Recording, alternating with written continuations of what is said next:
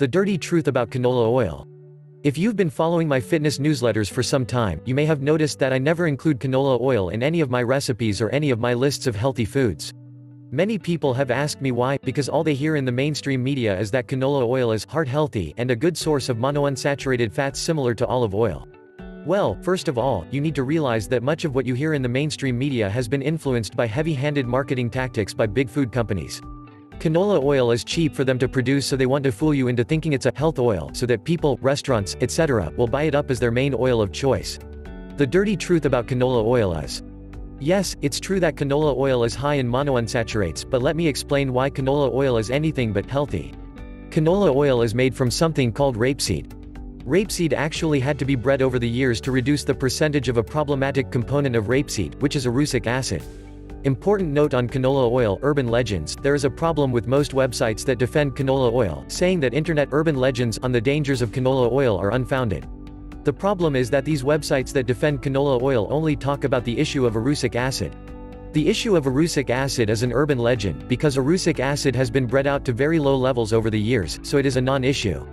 However, these websites that defend canola oil are barking up the wrong tree because they don't address the issue of the processing of canola oil and oxidation of the polyunsaturated component of canola oil, and formation of large amounts of free radicals, which is what makes it unhealthy for human consumption, and why it causes massive inflammation in your body and harms your cell membranes.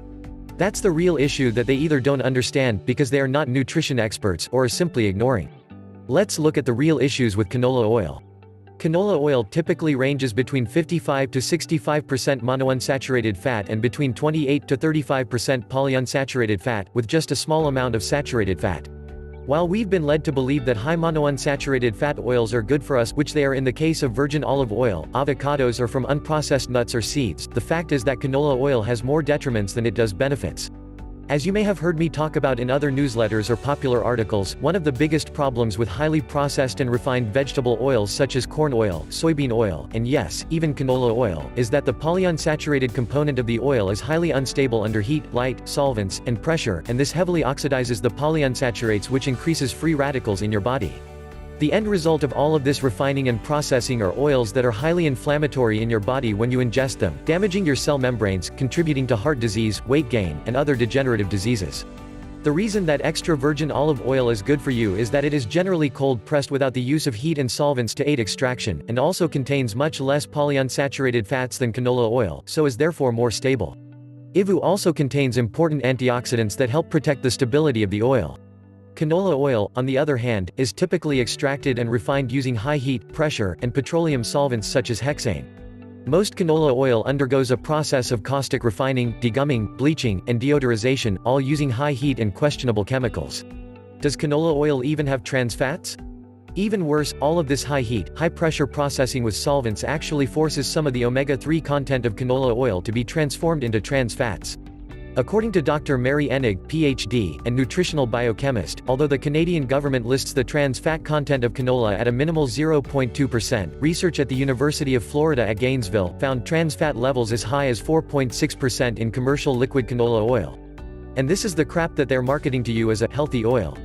As you can see from the details above on how canola oil is processed, it is barely any healthier for you than other junk vegetable oils like soybean oil or corn oil. The bottom line is that it is an inflammatory oil in your body and should be avoided as much as possible. The only canola oil that might be reasonable is if you see that it is cold-pressed and organic. Most canola oil is not cold-pressed or organic, so you might as well choose oils that you know are healthier. Your best bets are these truly healthy oils. Extra virgin olive oil (EVU) for lower temperature cooking or used as a healthy salad dressing oil. Udo's Choice Oil Blend. Never use this for cooking as it has a higher polyunsaturated fat content, therefore heat destroys the benefits of this oil, and increases its inflammatory properties, but it is a cold-processed blend of healthy oils that mixes well with olive oil for salad dressings. Virgin coconut oil, great for all temperatures of cooking due to its super high stability under heat. A great source of healthy saturated fats in the form of medium-chain triglycerides (MCTs), one of which is lauric acid, which helps support the immune system and is lacking in most Western diets.